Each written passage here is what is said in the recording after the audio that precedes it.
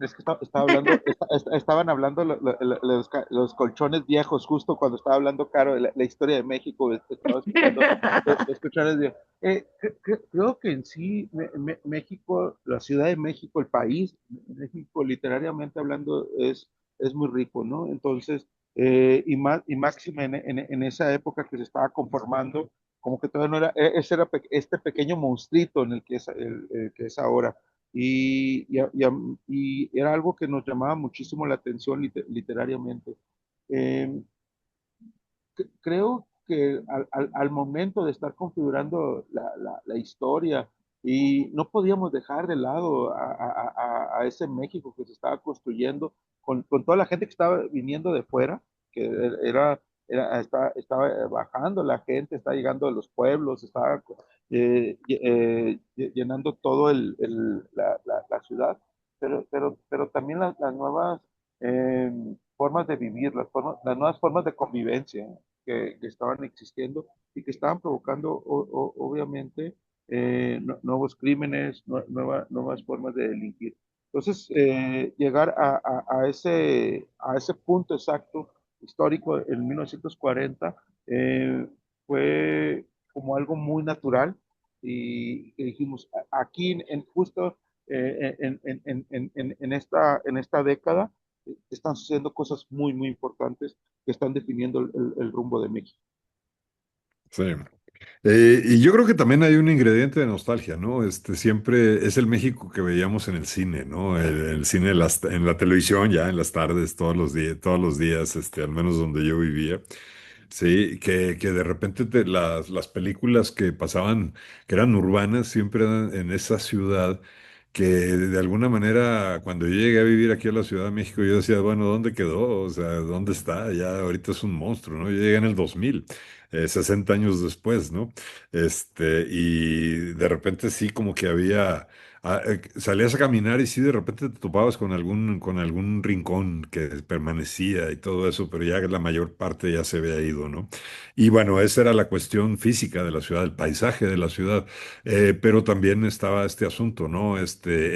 Fue un año, básicamente 1940, en el que se definieron muchísimas cosas, ¿no? El México contemporáneo, yo creo que sale bastante de ahí.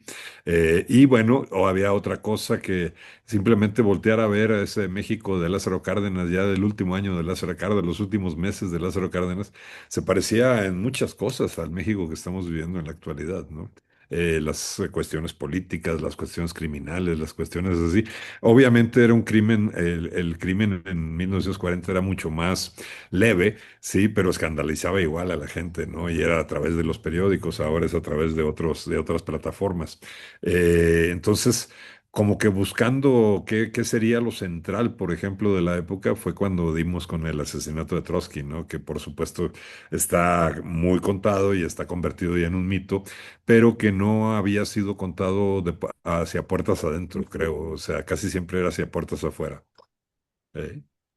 Que justo, sí, esa parte de la nostalgia, la verdad es que sí me pegó cuando mencionan así de, y le damos los 10 pesos, y de repente dice, sí, el billete, y yo dije, ay, ¿No? es verdad, estaba el billete, ¿no? O sea, sí Claro. recordé esa parte, pero también, o sea, ustedes hablan de, sí, el monstruo que es la ciudad en aquella época, comparándolo con el monstruo de lo que es hoy, Sí. pero creo que también su proyecto es completamente un monstruo. O sea, de verdad, el tratar de no ahogar al lector entre tantas cosas históricas, pero también como mantener esa redacción fluida, ese texto que te va llevando, pero a la vez que está conviviendo con el espionaje, los asesinatos y también lo policíaco, pero lo criminológico, y luego también esta parte periodística. Es como, ¿qué monstruo están construyendo? Ujú. Pues espero que el monstruo camine y charle con los lectores. No, lo que dices, Fanny, es muy real. De repente íbamos encontrando estos datos históricos, pero sí teníamos muy claro que no queríamos meterlos nomás por meterlos, tenían que contribuir a la historia, no tenían que frenar el ritmo, eso era muy importante para nosotros, no detener al lector cuando estuviera leyendo.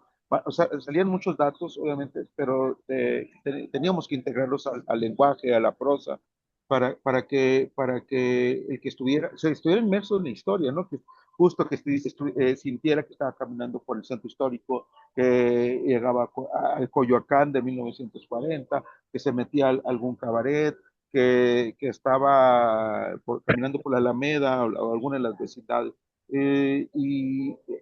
Eso era muy importante, ¿no? De repente, si encuentras, te llama mucho la atención esas pequeñas pepitas de oro que encuentra uno mientras se está expulgando, pero tampoco era meterlas con calzador, sino que contribuyeron muchísimo a la narración. Sí, exacto. Y bueno, la intención pues era hacer una novela para la época actual, ¿no? Sí, es precisamente para los lectores actuales, porque si volteamos hacia atrás, pues de repente te encuentras novelas de la época, pero que resultan muy pesadas, ¿no? Para muchos lectores, aunque me sigan encantando. Pienso en Ensayo de un crimen de Usigli, ¿no? Por ejemplo, que cuenta la ciudad, pero de repente dices, ahorita ya, yo la disfruto mucho, pero ¿qué tantos lectores la pueden disfrutar igual, ¿no? O sea, por la densidad. Y entonces sí pensamos, bueno, que tenga densidad, pero que sea rápida, que tenga densidad, pero que tenga ritmo, que metamos todos estos elementos, que el lector se sienta en la época, pero que no se detenga en ningún momento, ¿no? O sea, que siga la trama, que siga la historia, que siga la investigación. Eh, Y sobre esa trama, sobre esta historia y sobre esa investigación, la verdad es que por un lado creo que la parte periodística, que es algo que me fascina, sí. está ahí, ¿no? Ese lugar, esa suerte que se habla del periodista, el estar en el lugar correcto, en el momento indicado y el tener esa visión. ¿De dónde salió? ¿De Eduardo o de Carlos? No, fíjate que los dos hemos tenido la fortuna de pisar salas de redacción, de estar trabajando ahí, uno más tiempo que otro, pero justo yo creo que solo el que ha estado en una sala de redacción sabe la adrenalina que significa encontrar una nota, ¿no? Saber, es muy curioso, te enteras antes de que los lectores lo sepan, ¿no? Y esa adrenalina a veces es muy difícil de explicar, ¿no? Ese golpe aquí traigo, ¿no? Entonces, también yo cuando yo reporteaba, sí, bajaba allá en el norte, en Sonora, bajaba a donde imprimían las rotativas y todo eso, pero no había un rollo de decir, detengan las rotativas, tengo la de 8, luego ya no había de 8, ya eran 6 columnas y todo eso. Y también crecí viendo en esas películas que llegaban los reporteros, ¿no? Y se metían a esas salas de redacción.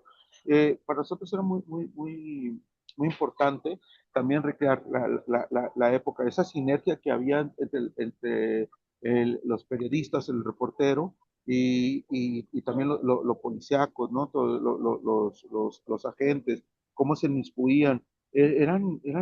Eran personajes muy ricos, las crónicas que hacían los reporteros en aquella época son asombrosas, ¿no? Y obviamente el güero está ahí en el top de todo lo que se hacía. Entonces, sí fue mucho tratar de recrear las salas de redacción, el,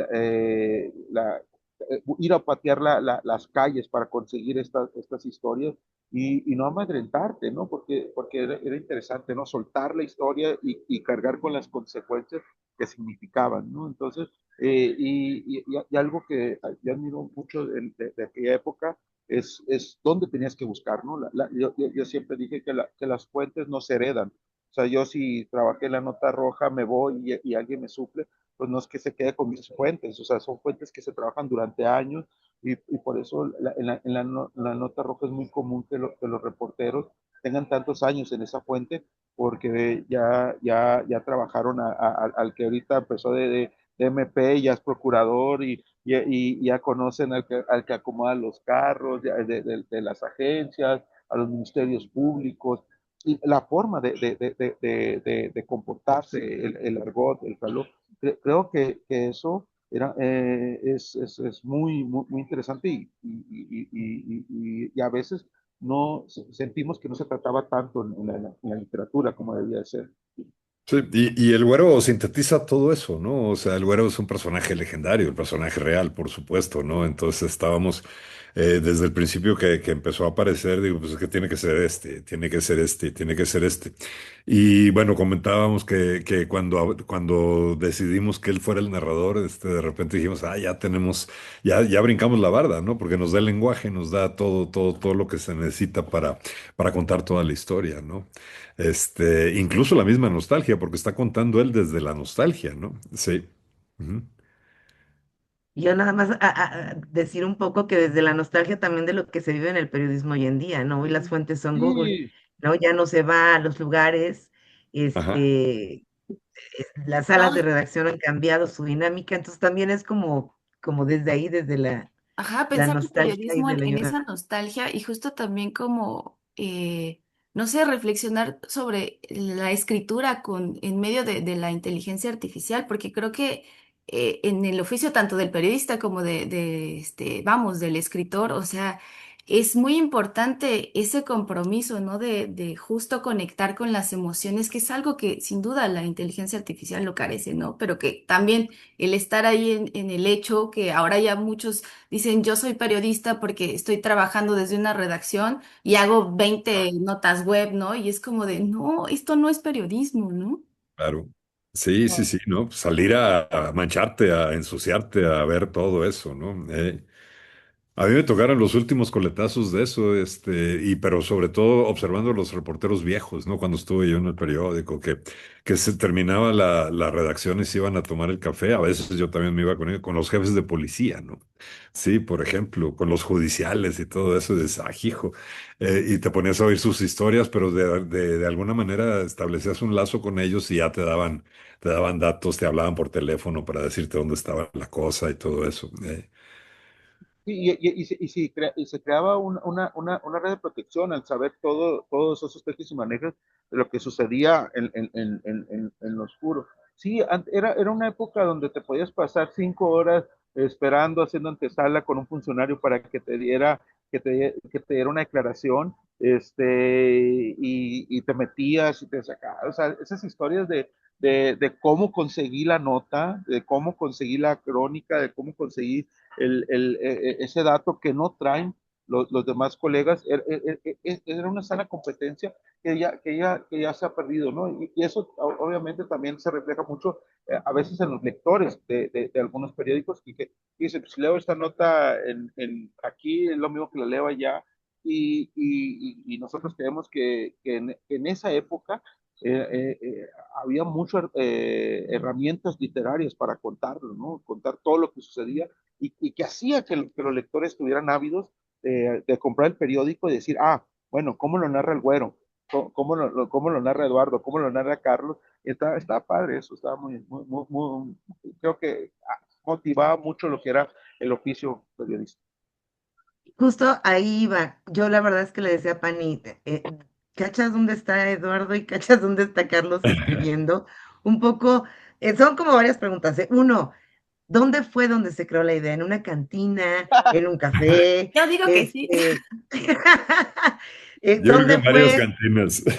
Ok, y justo, ¿cómo se fue gestando esta idea y cómo lograr que como lector de ambos no Ajá. podamos definir dónde estuvo Sí. la mano Carlos y dónde estuvo la mano de Eduardo? Creo que eso también es muy valioso No, literariamente porque era una trampa, o sea, yo sí buscase Ajá. es Eduardo. Sí, No no. sé cuál sea.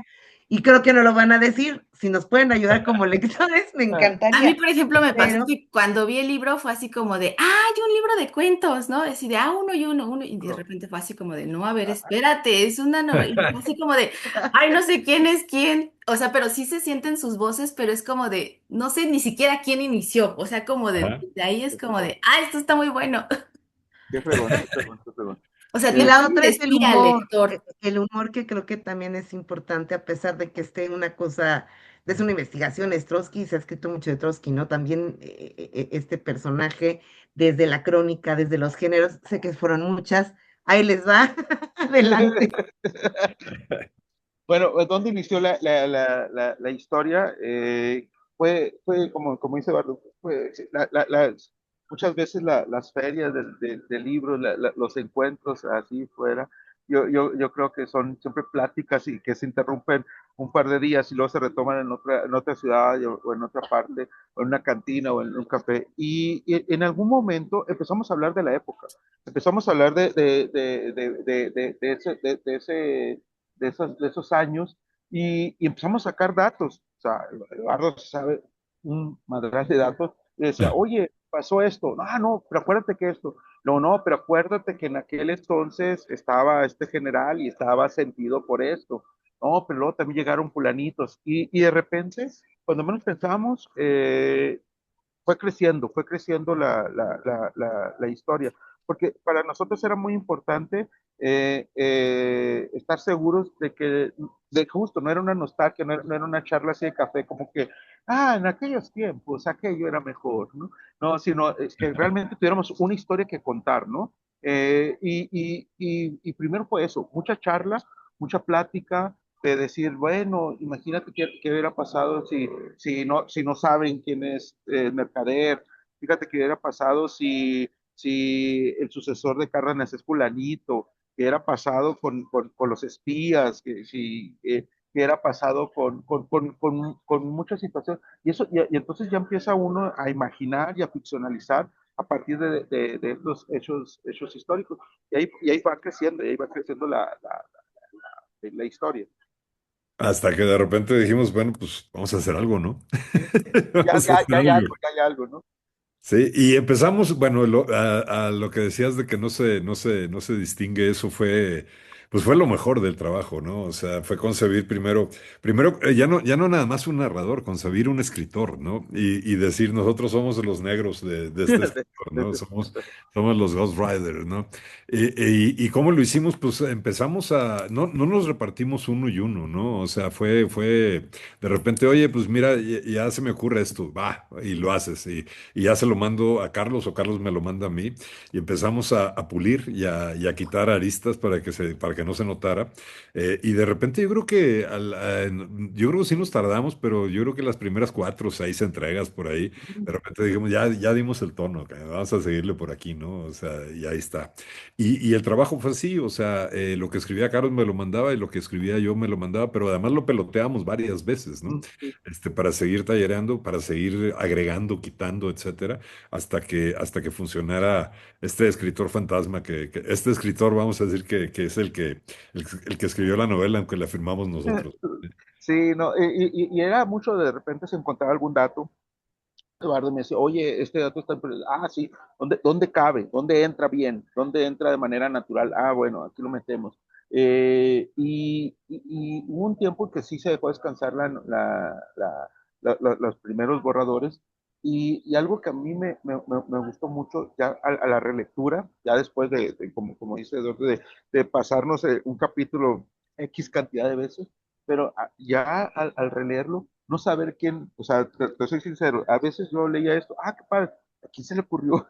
Bueno, a él o a mí, ¿no? Alguno de los dos, Sí, pero ya no sabíamos a quién se le había ocurrido, o sea, de repente este diálogo, o este párrafo, o ese tipo de cosas, estuvo muy padre, porque de repente era una extrañeza para bien, ¿no? Era una extrañeza para decir, canijo, qué padre corre esto, pero no me acuerdo si yo lo propuse o él lo propuso o en qué momento. sí, Lo que sí teníamos muy así, muy claro, es que el ritmo, que se mantuviera el ritmo, y para eso había que unificar todo, ¿no? Había que unificar todo sí. para que no dijera el lector, esto lo escribió Eduardo, esto es el Carlos, no, sino que todo, bueno, yo estoy leyendo una historia, luego de repente voy a tener, canijo, son dos changos, pues le sigo. Pero eso estuvo muy padre. Fue una clase de tallereo que yo recibí de Eduardo, en lo particular, de estar trabajando, de acomodo y todo. Pero eso fue muy orgánico, muy orgánico. Sí, sí, Y sí que encontramos. Oigan, y justo con qué personaje, porque además es otra cosa, son personajes reales, ¿no? ajá, Entonces, también con cuál se identificaron más y por el otro lado, cuál les costó más trabajo, por lo mismo que son conocidos. O sea, Sí, porque, bueno, también otra cosa que veo, o sea, son dos personajes que se contraponen, pero que al final se complementan. Y es Ujú. como de, Sí, ustedes al final terminaron complementándose como escritores, ¿no? Sí, sí, sí, sí. Pues no sé cuál haya sido el más difícil. Quizá un poco Quevedo, porque tenía menos acción, ¿no? Tenía que ser un poco más reposado, tenía que ser un poco más de cabeza, más de ideas, cosas por el estilo. Y eso, pues sí, era la idea de cómo metes tanto a Quevedo sin detener la acción, sin detener que sigan pasando cosas, ¿no? Quintanilla, pues yo creo que fue más sencillo en ese sentido que andaba en la calle y andaba tirando madrazos y todo eso. Sí. Eh, Sí, básicamente, incluso los que vamos a decir que padecen secundarias como como el falsificador, ¿no? También nos metimos de lleno, ¿no? En sí. San Pietro, ¿no? Por ejemplo, en el padre Salvatierra, que en la vida real tenía otro apellido, pero también era el que dominaba ahí Lecumberri y todo eso, ¿no? Todo ese tipo de cosas, pues los estuvimos checando, nos metíamos y todo eso, y a veces también la duda era, ¿le dejamos el nombre o le cambiamos? No, vamos a cambiarlo, no vaya a tener herederos que nos vayan a Sí, demandar, ¿no? sí, no, no, no, y aparte era mucho, sí, basarnos en algo histórico, algo real. Por ejemplo, Quintanilla y Quevedo, los reales, nunca trabajaron en la misma época.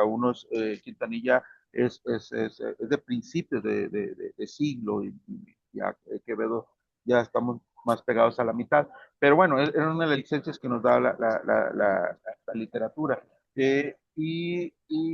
A mí me pasaba que de repente se me volvían favoritos cuando estaba inmerso en alguna escena, cuando estaba leyéndolos, ¿no? Cuando de repente veía Sí. al güero en la cantina o de repente veía a Quevedo en la Torre de Cristal pensando con el Tigre de Santa Julia, con la calavera del Tigre de Santa Julia, o de repente veía a Quintanilla atravesando un barrio peligroso, ¿no? Para ir a buscar información.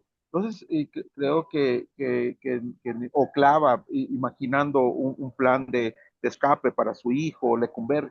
Entonces, creo que en algún momento todos se van volviendo parte de este engranaje narrativo, porque era algo también, o sea, Ujú.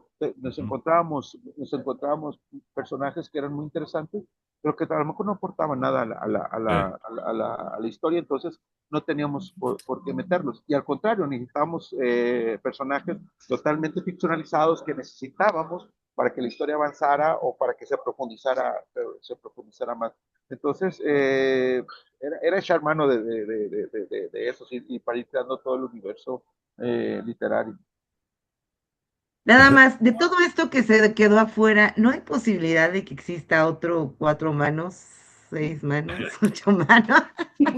Ya muy manoseado No, todo. Ya muy muy manoseado. manoseada la cosa quedó. No, de hecho, pues la historia es lo que decíamos, vamos a dejar un par de ventanas ahí sin seguro para podernos meter luego si es necesario, ¿no? Entonces, como les decíamos al principio, había muchos datos que no están ahí tan tangibles en la historia que encontramos y que dijimos, bueno, esto da para otras cosas. Lo que la época, la situación, todo lo que sucede en entre los 30 y los 50, bueno, 60, es muy interesante, muy interesante. Entonces, creo ahí hay formas de irle echando más imaginación e irlos metiendo más en problemas a varios de los personajes que aparecen en la Torre de Cristal. Ajá. Muchísimas gracias, Eduardo. Muchas gracias a ti, muchas gracias a ustedes. Sí. Muy bueno, Sí, muy bueno. Todavía no lo pero acabo, pero ahí ah, voy. te digo que se Un acaba, no, no es abrazo, cierto. un abrazo, los quiero mucho, los Igualmente. admiro más. No, Pórtense no. mal, por favor. Gracias. Gracias. Bye Gracias, bye. bye.